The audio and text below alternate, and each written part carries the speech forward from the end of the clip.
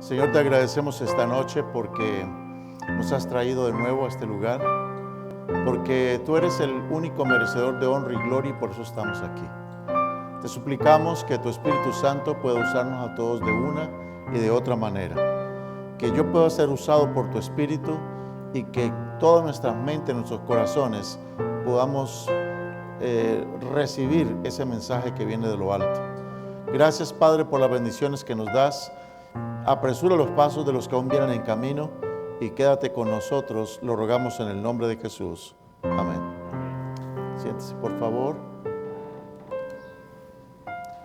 Bien, en el día de ayer, hermanos, nosotros nos habíamos quedado con la posibilidad de que el enemigo entorpeciese el que Dios morase con su pueblo. Pero nos dimos cuenta de que aunque el enemigo tiene muchas victorias, sin embargo no gana al final. Se impone la voluntad de nuestro Dios. Y anoche aprendimos también, hermanos, de que Dios nos perdona todos nuestros pecados. Pero, hermanos, las consecuencias tenemos que enfrentarlas. De nuestros actos equivocados, de nuestras malas decisiones, podemos tener la seguridad de que recibimos perdón. Pero tenemos que asumir las consecuencias de nuestros actos imprudentes, de nuestras malas acciones. Dios insiste en vivir en medio de su pueblo y le dijo a Moisés, Moisés, hazme un santuario, le dio un modelo y dijo Dios, yo quiero vivir en medio de mi pueblo. Sin embargo, ya sabemos, Satanás trató de interponerse y para lograr eso hizo que parte de los fondos, de los recursos que se utilizarían para construir el santuario, se desviaran en la hechura ¿de qué? De un becerro de oro. El becerro de oro fue hecho antes de la construcción del tabernáculo. ¿De dónde sacaron los israelitas el oro para hacer el becerro? De lo que consiguieron de los egipcios. Dinero, plata, oro, bronce, piedras preciosas, telas finas que lograron sacar de Egipto, pero que Dios los tenía reservado para hacerse santuario. Qué interesante, hermanos, cómo nuestro Dios. Este pueblo no tenía ni siquiera donde caer muertos. Y pedía muchas veces morir en una tumba en Egipto o ser esclavos. Y vamos a notar, hermanos, de que Dios proveyó para todo. Dios les proveyó para todo. Ellos no tuvieron que mover ni un solo dedo para sacarse de Egipto. No tuvieron que mover ni siquiera un dedo para destruir los ejércitos de Faraón.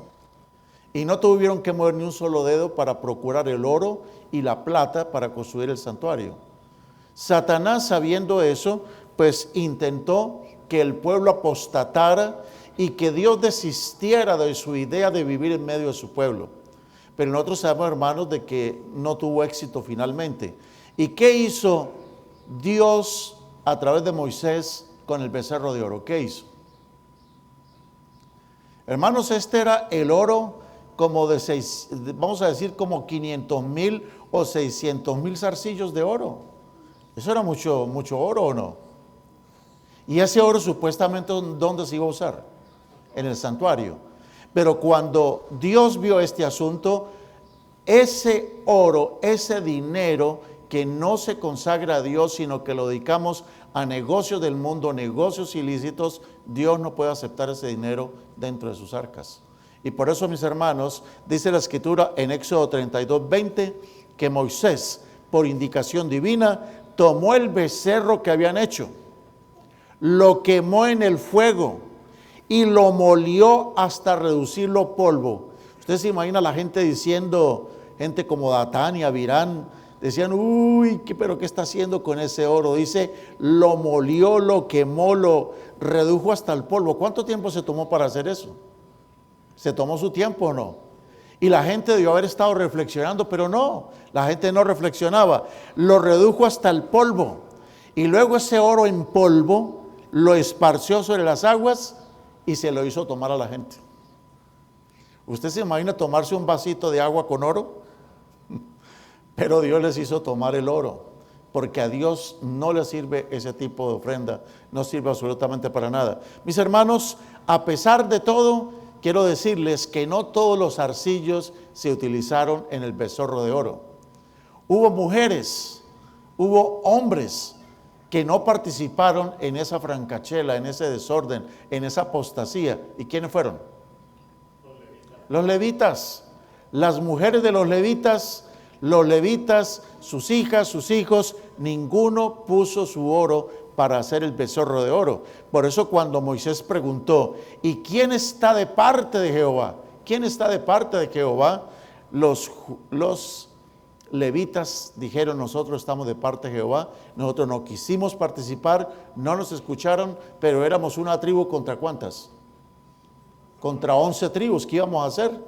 No pudimos hacer nada. Se juntaron entonces con Moisés todos los hijos de Leví. Entonces Moisés les dice, inspirado por Dios, instruido por Dios, les dijo, así ha dicho Jehová, el Dios de Israel, poned cada uno su espada sobre su muslo.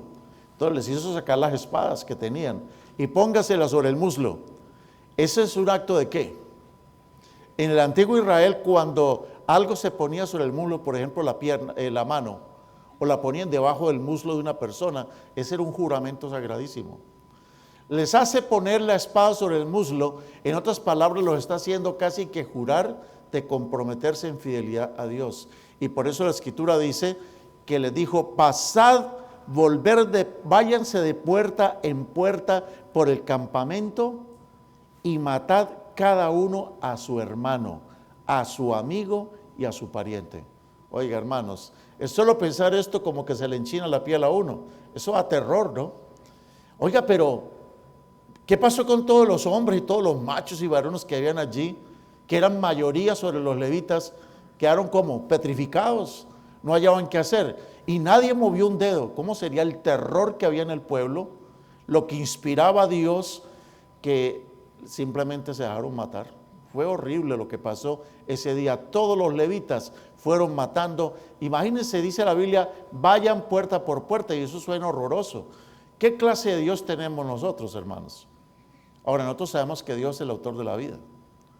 Y nosotros aceptamos, por ejemplo, muchas veces aceptamos las penas de muertes que hay en los estados, porque creemos de que Dios autoriza esas cosas.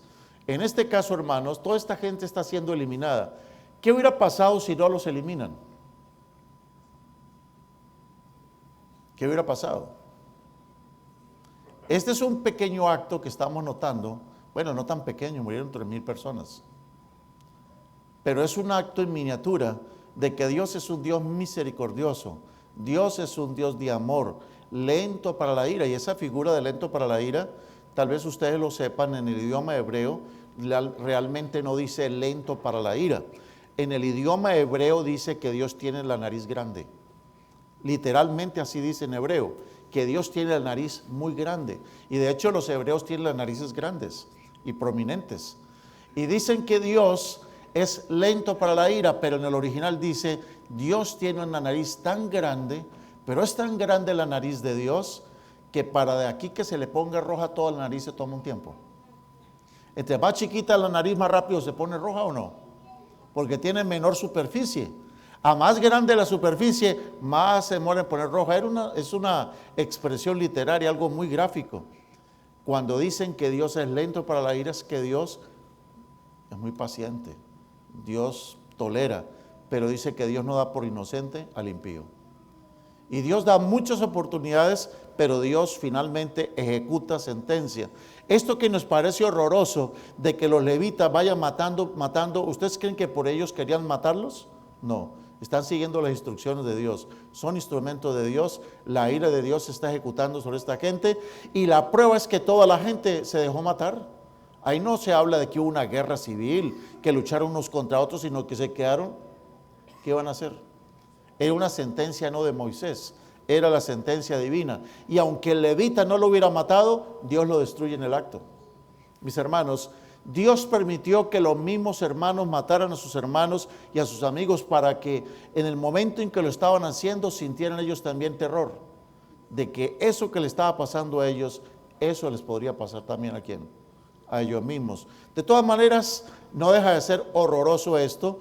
Y para las personas que no creen en Dios, pues cuestionan estas cosas, dicen, ¿dónde está el Dios de amor? Y muchos confunden amor con alcahuetería. Confunden que el amor de Dios tiene que ser que permita absolutamente todo y que no haga absolutamente nada. Dice Éxodo 32, 28, los hijos de Leví lo hicieron conforme al dicho de Moisés y cayeron del pueblo en aquel día como 3,000 hombres. Como 3,000 hombres. Y mis hermanos, a partir de ese momento Dios le dice a Moisés, sepárame a la tribu de Leví únicamente para el ministerio sacerdotal, para el ministerio en el santuario. Si ustedes leen en contexto van a encontrar que Moisés le dijo a los levitas, hoy os habéis consagrado delante de Dios en vuestros hermanos. Ellos fueron los únicos que permanecieron fieles. Fue la única tribu fiel a Dios que en el desierto no adoró el becerro de oro. Y por eso Dios separa a los levitas para el ministerio en el santuario. Y mis hermanos, a pesar de que, vamos a decir, 600,000 pares de zarcillos de oro se perdieron, se los tomaron, ¿no? A pesar de que mucho oro se lo tomaron, aún así quedó oro, plata, bronce y piedras preciosas para construir el santuario. ¿Cómo se quedó el demonio?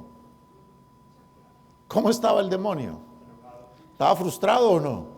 Él quería que Dios no viviera con su pueblo y él quería que Dios destruyera a su pueblo y ninguno de los dos planes le sirvió.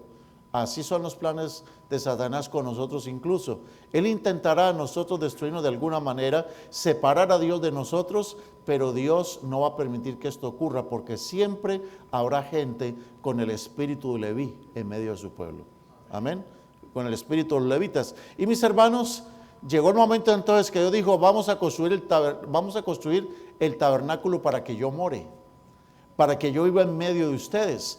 Y es así como registra la Biblia en Éxodo 35, 22, que vinieron así hombres como mujeres, todos voluntarios de corazón, trajeron cadenas, zarcillos, anillos, brazaletes y toda clase de joyas de oro, y todos presentaban ofrenda de oro a Jehová. Ya después de lo del becerro de oro, yo creo que nadie quiso ponerse más los zarcillos. Dijeron, no, los zarcillos quedan mejor ¿dónde? En el santuario de Dios.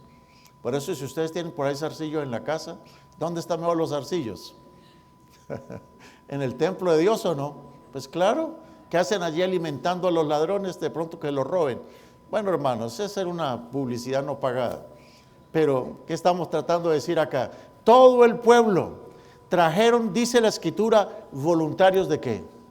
Voluntarios de corazón. Y trajeron todo ese oro y trajeron ofrenda de oro a Jehová. Y tomaron. Dice que los constructores del tabernáculo tomaron toda la ofrenda que los hijos de Israel habían traído para la obra del servicio del santuario. Y ellos seguían trayendo ofrendas voluntarias cada ¿cuánto? Cada 8 días, cada 13º sábado, cada mañana. Eso imagino que después de que terminaban y ellos veían que iba avanzando en la construcción del santuario, ellos se dieron cuenta de que estaban fundiendo el oro y lo estaban convirtiendo en láminas. Porque muchas de estas láminas de oro las utilizaron para cubrir ¿qué? Las tablas del santuario. Mucha de la madera que se usó en el santuario fue recubierta en oro. De hecho, toda la madera fue recubierta en oro. Y algunas cosas poquitas con bronce. Bueno, hermanos, trajeron tanto. Yo me imagino cómo estaba el demonio de enojado. Estaba confundido. Tanto trajeron que vinieron todos los maestros que hacían toda la obra del santuario y hablaron a Moisés diciendo, el pueblo trae mucho más de lo que se necesita para la obra que Jehová ha mandado que se haga. Y así fue como, hermanos, el pueblo fue impedido de ofrendar más. Yo sueño con el día cuando la tesorera de la iglesia venga y me diga, pastor, díganle a los hermanos que no traigan más. Pero no para Yarcel, porque para los Yarcel sí somos buenos para traer. Que no traigan más dinero porque en el banco Chase o en el Banco América nos están diciendo que han tenido que contratar 5 o 6 cajeros más solo para contar las ofrendas de cada sábado. Y que por favor que... ¿Se imaginan el día que la tesorera de la iglesia le diga a uno, pastor, diga a la gente que no traigan más? Hermanos, a veces hoy en día eso no ocurre, sino que tenemos que nombrar director de mayordomía para que motiven a la gente a traer. Qué increíble, ¿no? Pero esa es la triste realidad. Solo después del becerro de oro y que murieron 3,000, el pueblo entendió que lo que habían recibido de los egipcios no era para ellos realmente, era para consagrarlo a Dios, para dedicarlo a Dios. De igual manera, lo que nosotros recibimos realmente, Dios nos lo da para que nosotros de lo que Él nos da, nosotros demos para que abunde en las arcas de la iglesia, no en el bolsillo del pastor, porque en nuestra iglesia los dineros que entran a la iglesia no van al bolsillo del pastor, se utilizan para la causa y se distribuyen y todo es auditado. Y no como algunas personas pretenden tener sus propios ranchos aparte, sus propias iglesias aparte y recibir los dineros y ellos solo los administran. Y nadie les audita, nadie les dice cómo se hace o cómo no se hace, sino que ellos dicen cómo se hace todo. ¿Han notado ustedes que eso está pasando? Eso está pasando. Pero hermanos, en la causa del Señor no es así, en nuestra causa. Ahora hermanos, aquí llega una parte emocionante que, como les decía en el día de ayer, si yo tuviera una semana más aquí en este lugar, hablaría solo de este tema una semana más. Solo de este tema. Pero lo vamos a hacer solamente en un tema. Vamos a tratar de reducirlo al máximo en 2 temas, hoy y mañana. Hoy y mañana vamos a tratar todo esto que es una maravilla. Cuando recién conocí el Evangelio, voy a dar un testimonio muy personal. Cuando recién conocí el Evangelio y yo comencé a hacer el año bíblico, empecé emocionado en el libro de Génesis. Tremendas historias, estaba contento yo. Llegué al libro de Éxodo. Uy, pero cuando llegué a Éxodo 25, qué pereza leer la Biblia. Me dio pereza, honestamente les digo. Éxodo 25 en adelante y luego Levítico, ni diga. El impulso que traía leyendo la Biblia se me acabó. Y yo decía, pero ¿qué es este poco de cosas? ¿Esto para qué? Hasta que un día me encontré con una declaración que yo no sé dónde la leí, pero sé que la leí. Esa declaración decía lo siguiente: que todo lo que habla en el santuario, todo el santuario, su ministerio, todas las cosas que ocurrían en el santuario, todo el santuario, el mobiliario, todo, absolutamente todo, apuntaba o señalaba a Cristo y al plan de la salvación. Dije yo, ¿cómo? ¿Que todo lo que está en el santuario señala a Cristo y el plan de la salvación? Sí, y no puede ser. Y entonces comencé a leer otra vez Éxodo y Levíticos, y comencé a leerlo despacito, y agarré en esta mano la Biblia, aquí en el centro donde tomaba apuntes, y aquí a la derecha una concordancia, y por ahí un diccionario bíblico un poquito más allá, y comencé, leí un versículo del santuario, ok, ¿y aquí dónde está Cristo? ¿Dónde está el plan de la salvación aquí? Y tomaba incluso palabra por palabra de los versículos y empezaba a mirar la concordancia donde podría estar la explicación del por qué eso. Hermanos, el santuario es mucho más que un tratado de arquitectura. El santuario no fue hecho por un arquitecto que luego fue a la ciudad y aprobó los códigos. Y las cosas no eran por código de la ciudad, sino porque Dios había decidido que se hiciera así. Y yo me preguntaba, pero ¿qué significa? ¿Por qué usar madera de acacia? ¿Por qué no usar otra madera? Ahora, una cosa que no me cabía en la mente, ¿cómo es posible que para hacer el altar de los sacrificios lo mandó a hacer de madera, el altar? El altar de madera, el altar de los sacrificios de madera. Ahí donde iban a poner los carbones encendidos de madera, pero ¿dónde cabe? ¿En qué cabeza? Y luego ese altar de madera lo recubrieron solo de bronce. Ah, ok, alguien dirá, pues el bronce lógico era para que resistiera la temperatura. Pero ¿no se han preguntado alguna vez? Y yo me preguntaba, ¿por qué de todos los muebles del santuario todos son de madera y bronce, exceptuando 2? El candelabro y la tapa del propiciatorio. Y yo me preguntaba, ¿por qué? Uy, hermanos, lo que comencé a descubrir fue tan maravilloso que una de las cosas más emocionantes para mí es hablar del santuario. Ya se pueden dar cuenta que me estoy emocionando. Y cuando me emociono, capaz que duro 2 o 3 horas hablando. Le puedo ganar al pastor Pedro Hernández. Me toca partir el tema, pastor Pedro. Hermanos, No, yo de hecho le gano al pastor en hablar largo. Mis temas son largos, ¿sí o no? Y la prueba está que algunos de los que tienen los videos míos se dan cuenta con temas de más de 1 hora. Y de hecho tenemos unos juegos de DVDs que vamos a entregar el próximo sábado a algunas personas como obsequio también por haber asistido a la campaña. Pero en fin, hermanos, lo cierto es esto, el punto es este. Es tan emocionante el tema del santuario que podríamos pasarnos una eternidad solo estudiando ese tema. Y yo creo que en el cielo vamos a estar hablando del santuario y de todo lo que significaba. ¿Y saben qué? En el cielo vamos a ver el santuario mismo. ¿Se imagina recibir lecciones de Jesús explicándonos todo? A raíz de ese estudio, hermanos, me demoré como 5 o 6 años estudiando el santuario. Y salió un pequeño libro que se publicó en Colombia, que se llama Vislumbres del Santuario. Más de 250 símbolos del santuario explicados. Hermanos, es emocionante eso, quiero decirles, muy emocionante. Y tal vez en el futuro podamos tener aquí en este lugar esa semana, donde solamente hablemos del tema del santuario y nos gocemos. Pero vamos a unas pequeñas muestritas nada más, vamos a ver esta noche, de qué era lo que Dios pretendía con el santuario. ¿Por qué el santuario? ¿Por qué hecho de esa manera? Todo en el santuario apunta a Cristo. Amén. Representa a Cristo, desde el sumo sacerdote y la manera como lo vistieron. Y uno se pregunta, pero ¿por qué esas vestimentas? ¿Por qué todo eso? Imagínense, piense nada más en lo que llevaba en la cabeza, y sobre la cabeza llevaba una corona. Y esa corona, esa diadema, tenía un letrero que decía, santidad a Jehová. Todo apuntaba a Dios, a Cristo y al plan de la redención. Y esa diadema iba sobre la frente exactamente. ¿Qué lección podemos sacar aquí? ¿Por qué sobre la frente ese sello? Era un sello, era una diadema en oro, pero estaba marcada, tenía una marca, un sello que decía, ¿cómo? Santidad a Jehová. Un día los redimidos, hermanos, no se pierdan el tema de mañana, que vamos a hablar cómo estar libres de la marca, pero todos los redimidos tendremos que llevar sobre la frente esa expresión, santidad a Jehová. Sin santidad nadie verá a Dios. Hermanos, y todo, absolutamente toda la vestimenta, las cortinas, todas eran hechas de lino. Y uno se pregunta, ¿por qué el lino, hermanos?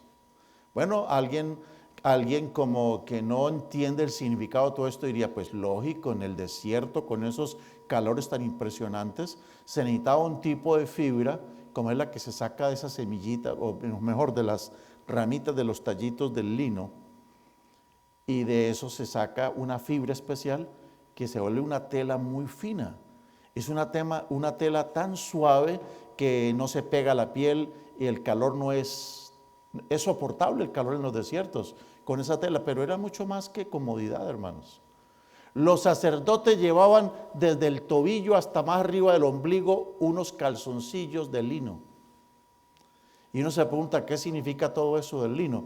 Pues hermanos, el lino, según el libro Apocalipsis, representan las acciones justas de los santos. ¿Se dan cuenta? ¿Por qué el lino? Porque el lino es un símbolo de la justicia de Dios. Usted mira todas las cortinas del santuario, todas hechas de lino. La primera cobertura del techo del santuario era todo de lino, pero encima tenía otras capas, otras cubiertas, hechas con pelos de cabra, una tercera hecha con pieles de carnero teñidas en sangre, en rojo, y la última era de pieles de tejón, un animal inmundo. ¿Cómo? ¿Qué significa todo eso? Pues ahí les dejo el desafío, hermano, para que lo sigan estudiando y para que lo sigan investigando. Claro que sí, pero esta noche no podemos hablar de todo eso. Hermanos, una de las cosas maravillosas era el pectoral del sacerdote. ¿Qué era lo que tenía en el pectoral? Tenía 12 piedras y todas las piedras distintas. Y sobre cada piedra estaba el nombre de cada tribu. ¿Y qué significa todo eso? Un detalle. Están sobre una pieza cuadrada. Interesante, la ciudad santa es cuadrada. El pectoral es cuadrado. La ciudad santa tiene 12 piedras El pectoral tenía 12 piedras. En otras palabras, el pectoral era como un plano en miniatura de la ciudad santa, donde están las 12 piedras. Y cuando usted mira las piedras, compara las piedras de la ciudad santa con las piedras del pectoral, faltan 2 piedras. ¿Y qué significa faltan 2 piedras? Cuando usted revisa las tribus de Israel, de las 12 tribus de Israel, faltan 2 tribus entre los 144,000. En fin, cosas impresionantes. Por ejemplo, hay aplicaciones espirituales que podemos descubrir del por qué Dios les puso eso. Los sacerdotes deberían llevar las 12 piedras sobre su corazón, pero también tenía 2 piedras de ónice, igualitas, y las llevaba sobre los hombros. Y en cada piedra habían 6 tribus, los nombres de 6 tribus, y en la otra vez, otras 6 tribus. ¿Qué significados podemos encontrar allí? Algo muy simple y sencillo. Las tribus, el pueblo de Dios estaba sobre su corazón. El sacerdote lo llevaba sobre su pecho. El sacerdote es símbolo de Cristo. Cristo nos lleva sobre su corazón. Y para Cristo somos piedras preciosas. Todos diferentes, pero preciosos. Diferentes experiencias. Y aunque todas las piedras eran diferentes, todas tenían el mismo engaste, que es la fe, que obra por el amor, el oro. Todas estaban engastadas en oro. Aunque todos tenemos diferentes experiencias, aunque todos somos piedras preciosas diferentes, todos tenemos un mismo engaste, oro. Y el oro es símbolo de la fe que obra por el amor. Y el hecho de que el sacerdote llevara las piedras sobre sus hombros es que el Señor, ¿qué cosa? Nos lleva sobre sus hombros. Hay figura, hermanos, usted se puede deleitar, pasársela días y días solo estudiando el santuario y descubriendo a Cristo y el plan de la salvación. ¿Y qué me dicen de los animales, hermano? Yo siempre me preguntaba, yo decía, ¿por qué? ¿Qué es esto? ¿Qué tantos animales? Pues hermanos, aún en los animales hay tremendo significado. No siempre se sacrificaba un cordero, dependía la persona. Los animales lógicamente representan a quién, a Cristo, ¿o no? Amén. Representaban a Cristo. Cada animal representaba a Cristo, pero cada animal representaba una faceta o una faceta del ministerio de Jesús. Por ejemplo, algunas veces sacrificaban machos cabríos. ¿Y quiénes eran los que cuando pecaban tenían que ofrecer un macho cabrío? La Escritura registra en Levíticos 3, 22 y 23 que solamente los príncipes. Los príncipes ofrecían machos cabríos. ¿De qué me está hablando? El macho cabrío es un símbolo ¿de quién? ¿Del príncipe de los ejércitos celestiales o no? ¿Es símbolo de Jesús, que es príncipe o no? Él tiene el principado sobre sus hombros, dice las Sagradas Escrituras. Pero a veces no era un macho cabrío, a veces ofreció un becerro. ¿Y a quién representaba el becerro? ¿Quiénes ofrecían un becerro? La Escritura dice allá en el libro de Levíticos 4:3 que cuando un sacerdote pecaba, la ofrenda que tenía que traer era un becerro. Entonces los becerros eran para los sacerdotes, los machos cabríos para los príncipes, el becerro para el sacerdote. ¿Qué representa el sacerdote? El becerro, el sacerdocio de Jesús, ¿o no? Jesús sacerdote y provisión incluso para los sacerdotes. Pero a veces se traía un corderito y nosotros sabemos de que el cordero es utilizado por su inocencia y por su mansedumbre, símbolo de Jesús. Pero hermanos, una de las cosas interesantes es que a veces no se ofrecían ni machos cabríos, ni becerros, ni corderos, sino que a veces eran palominos o tórtolas. Palomitas sencillas y simples. Y esa era la ofrenda que traían ¿quiénes? Los pobres. Y cuando Jesús fue presentado delante del sumo sacerdote, ¿cuál fue la ofrenda que llevaron? Unas tórtolas. Hablando de aquel que era rico y por amor a nosotros se hizo ¿qué?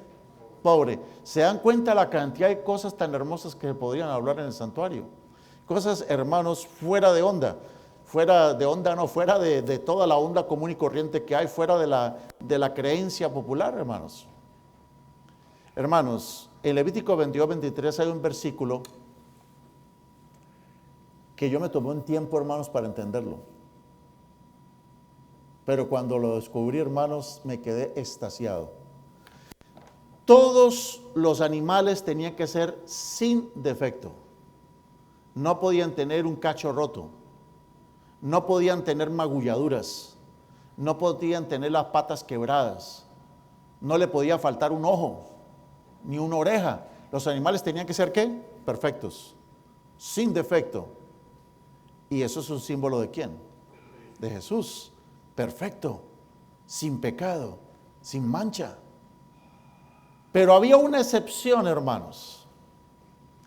Y es que dice Levítico 22:23, que en ofrendas para lograr la paz, la reconciliación, Dios aceptaba que trajeran o un buey o un carnero que tuviera de más o de menos.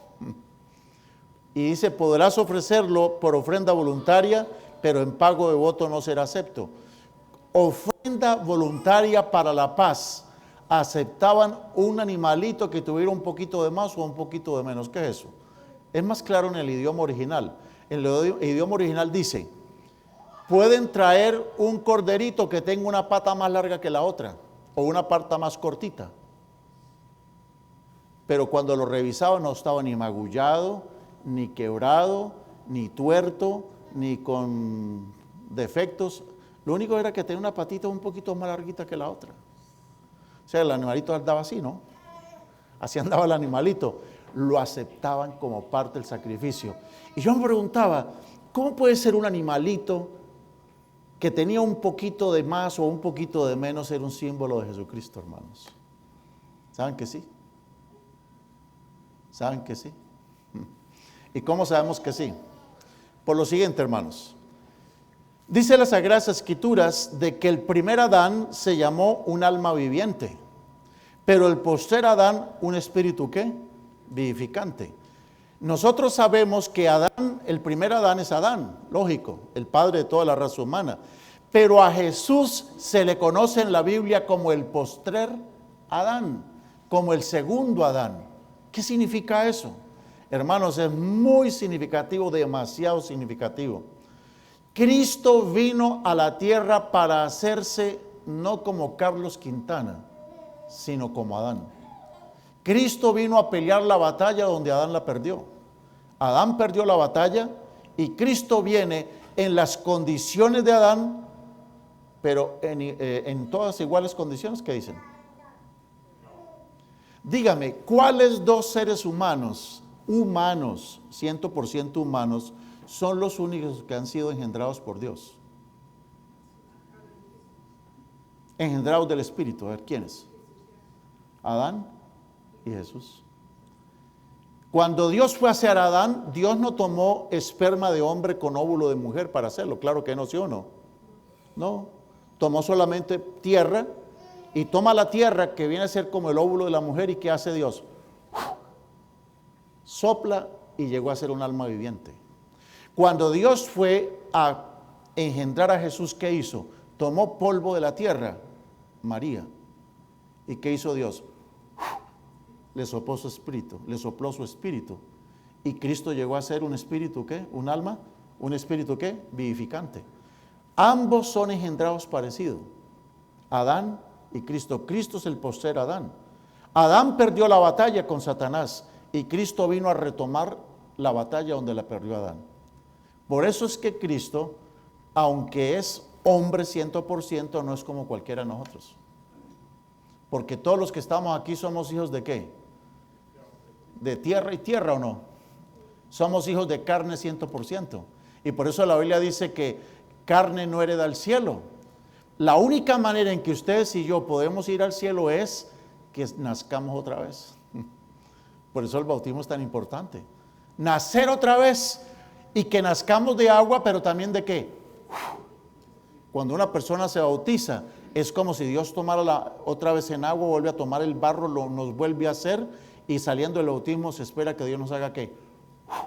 Y llegamos a ser seres espirituales. Somos en ese momento nacidos del Espíritu también, en la condición de Jesús y en la condición de Adán. ¿Me hago entender lo que estoy tratando de decir? Es bien profundo, es teológico, pero no es tampoco tan complicado.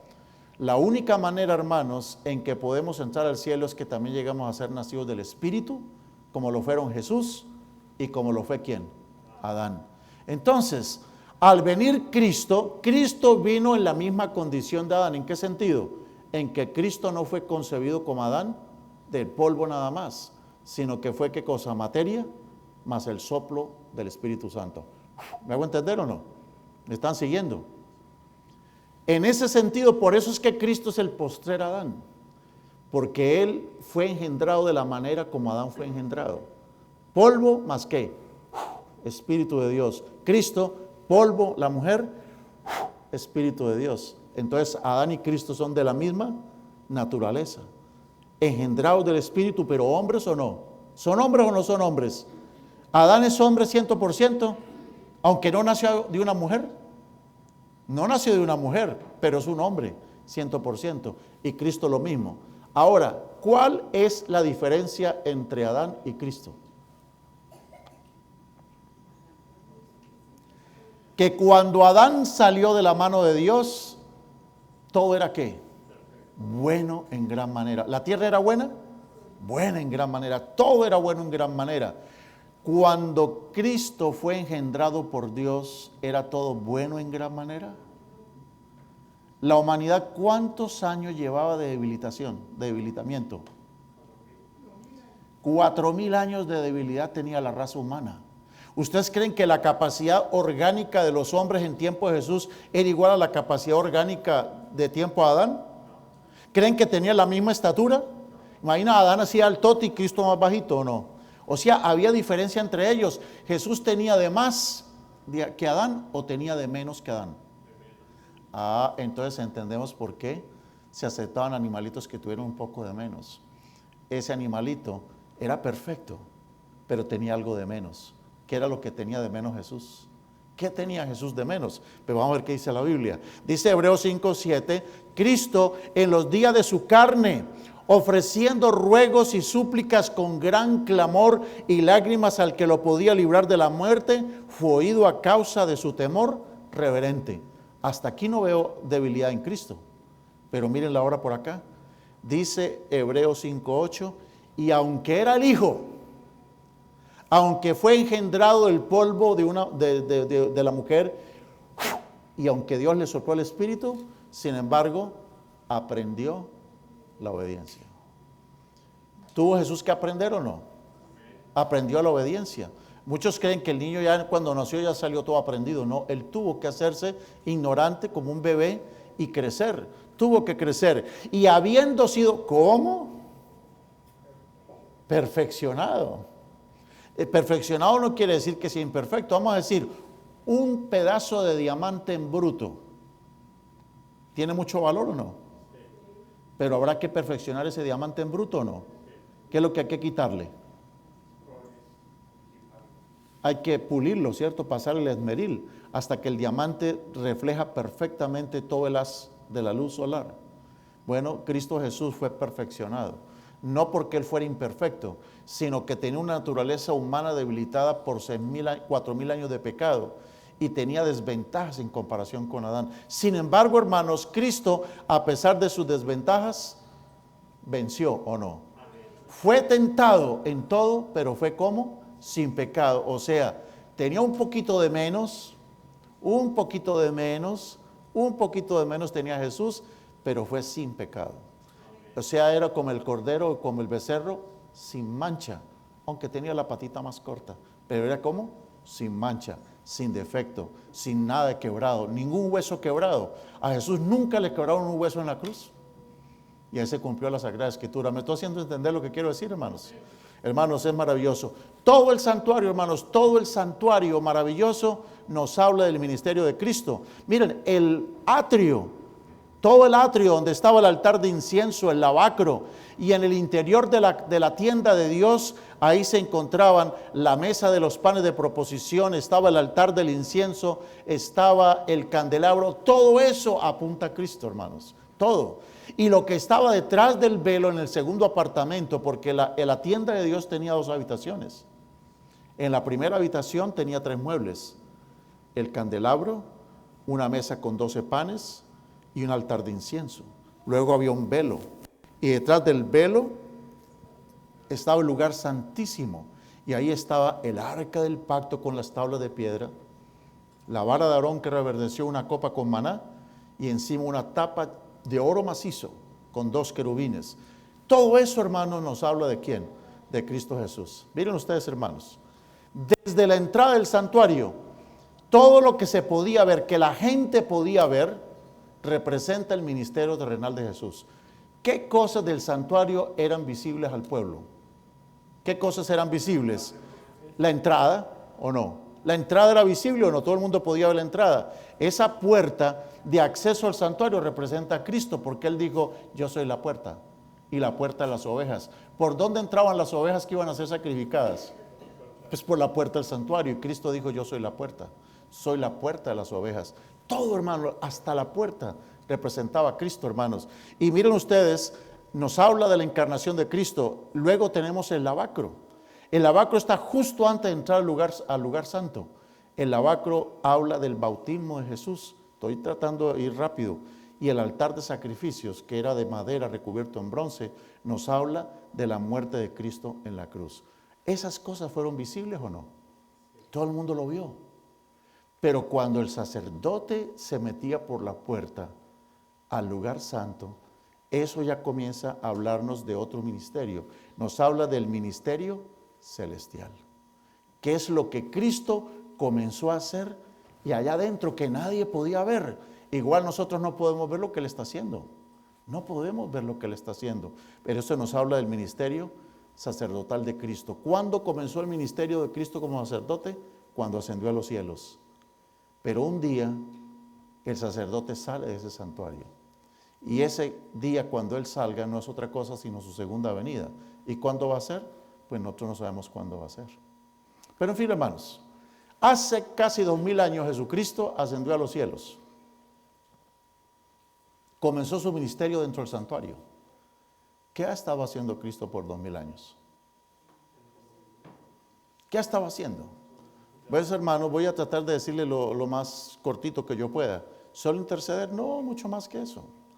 No es solamente está intercediendo. Esa es la respuesta más simple de todas, es intercediendo por nosotros. Es muy simplista.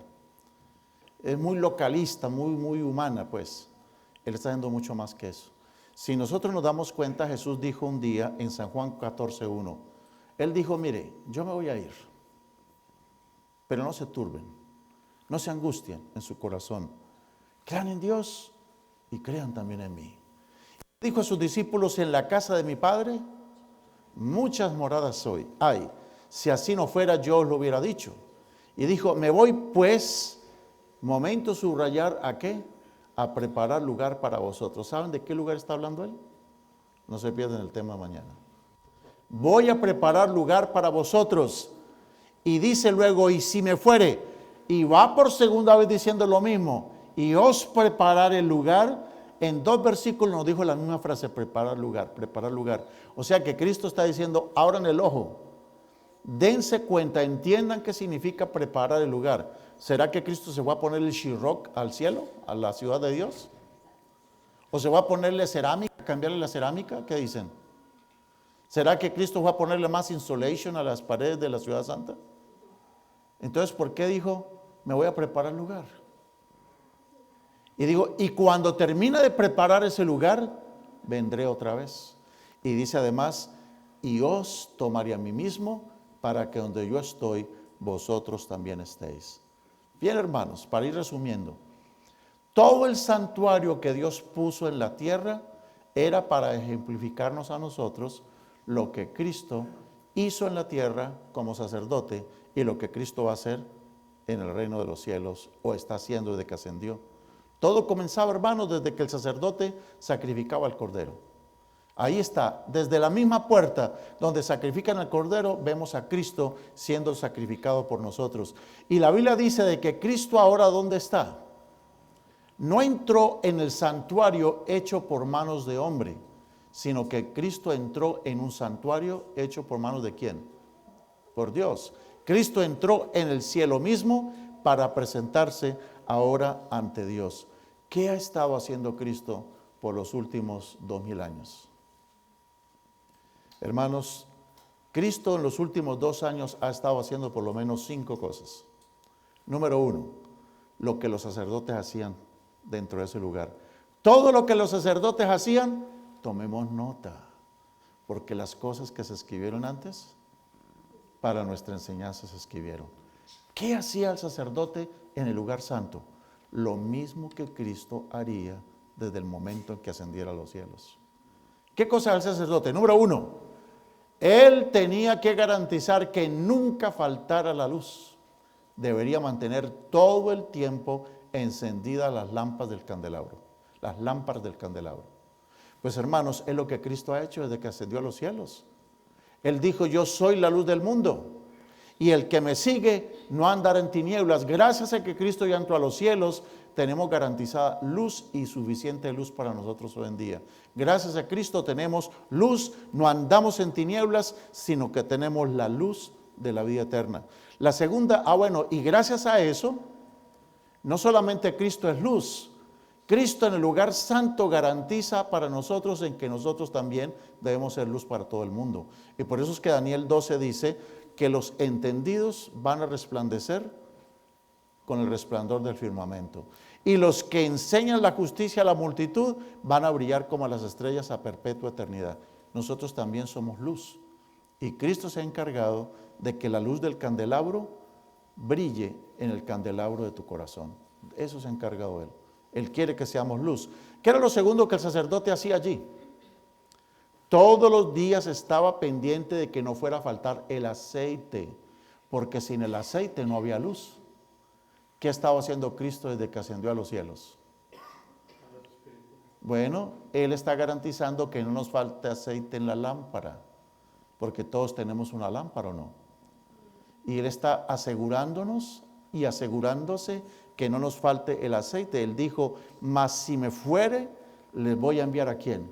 Al Espíritu Santo. Y mis hermanos, desde que el Espíritu Santo descendió a la tierra, en el momento en que Jesús asciende a los cielos, comienza el ministerio del Espíritu Santo, esa llama, ese fuego comienza a arder. Y gracias al Espíritu Santo somos hijos de Dios.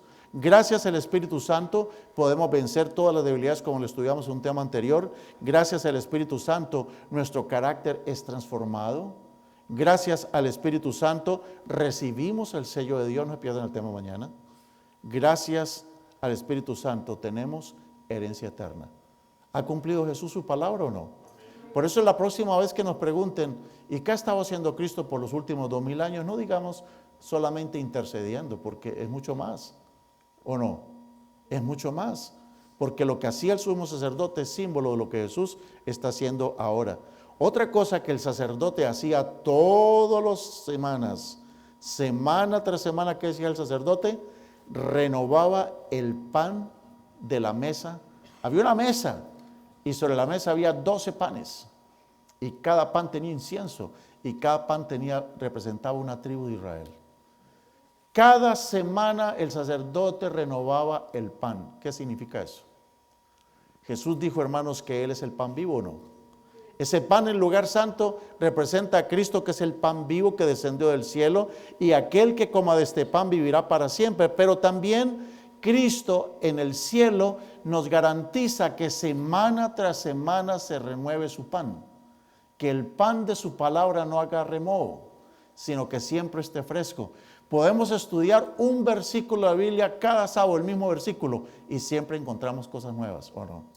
Así es la palabra de Dios, es maravillosa. Tú puedes escuchar el mismo tema de distintos predicadores y todos predican algo distinto del mismo texto. Porque es que la palabra de Dios es maravillosa. Desde que Cristo está en el cielo, hermanos, no nos falta ¿qué cosa? El pan. Hemos tenido ese pan. ¿Qué es la otra cosa que hacía el sumo sacerdote? Ofrecía ¿qué? Incienso. ¿Y qué significa eso? Ahora sí, interceder por nosotros. ¿Qué dice Apocalipsis 8:3? Un ángel vino, se paró ante el altar con un incensario de oro y se le dio mucho incienso para añadirlo a las oraciones de los santos. Tú y yo oramos en la tierra y Cristo en el cielo añade el incienso de sus propios méritos. Gracias a los méritos de Jesús, nuestras oraciones pueden entrar hasta el trono celestial. Y lo último que hacía el sumo sacerdote, por ahora en el lugar santo, era que él asperjaba la sangre de la víctima, no solamente sobre el altar. Esa sangre no solamente se derramó sobre el altar, sino que él se encargaba de entrar la sangre del cordero. Y luego ¿qué hacía? esa sangre la introducía dentro del santuario. Dice la Biblia en Hebreos 9:12 que Cristo hizo lo mismo. Cristo hizo lo mismo porque dice que Cristo no entró al santuario celestial no por sangre de machos cabríos ni de becerros, sino por su propia sangre. Entró una vez y para siempre en el lugar santísimo, así obteniendo eterna redención para con nosotros. Y allí, así como el sacerdote hacía, Cristo lo hace ahora ante el Padre Celestial, con una pequeña diferencia, que en el santuario terrenal había un velo que se interponía entre el lugar santo y el lugar santísimo.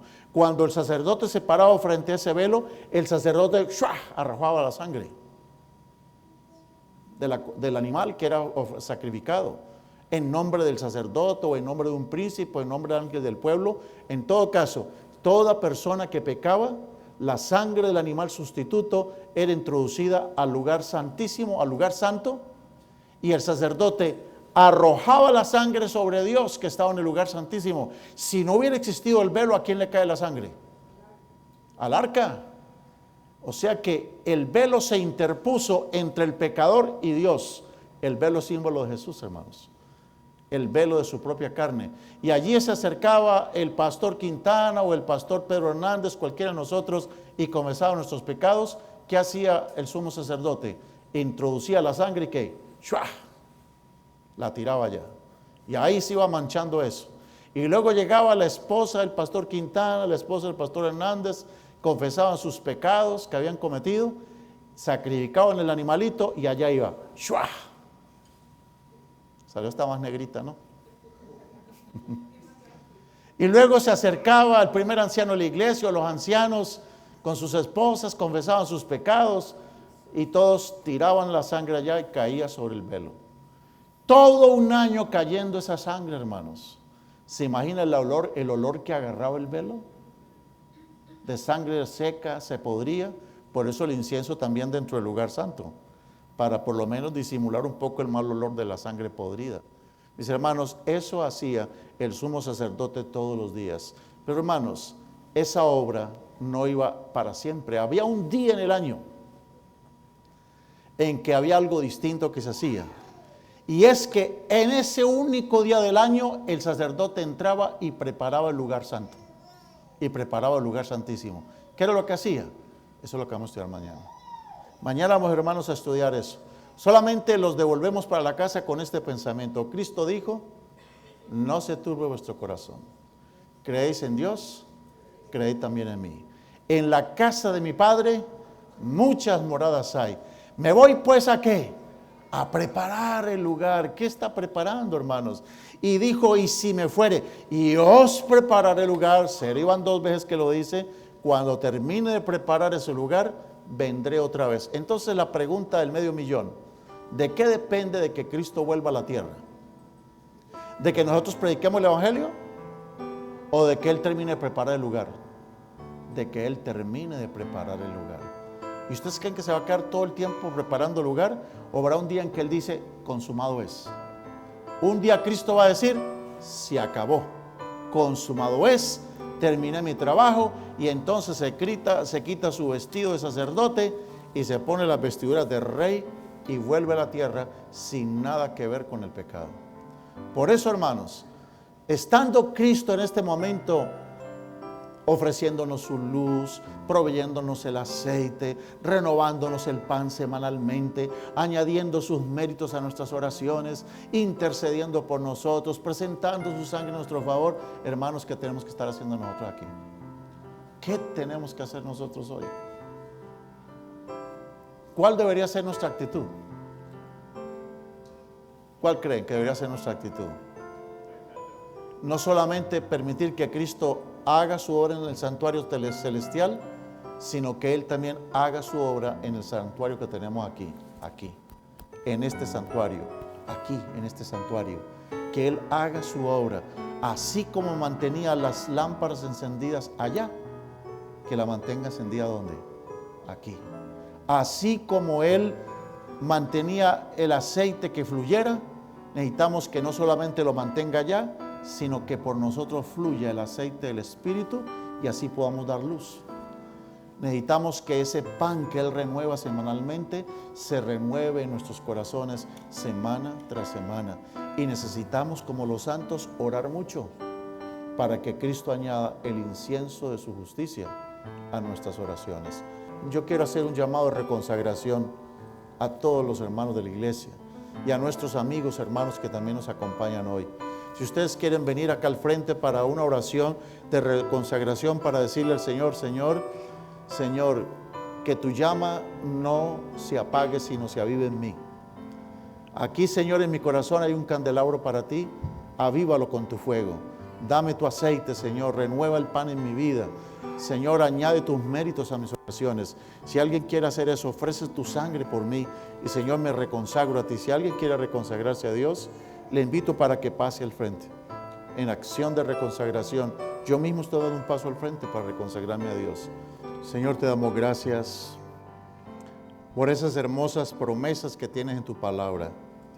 Porque todas las cosas que se escribieron antes para nuestra enseñanza se escribieron, a fin de que por la paciencia y la consolación de las Escrituras tengamos esperanza.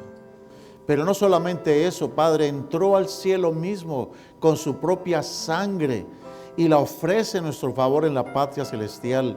Y Él día tras día mantiene el aceite del Espíritu fluyendo sobre esta tierra, sobre nuestros corazones.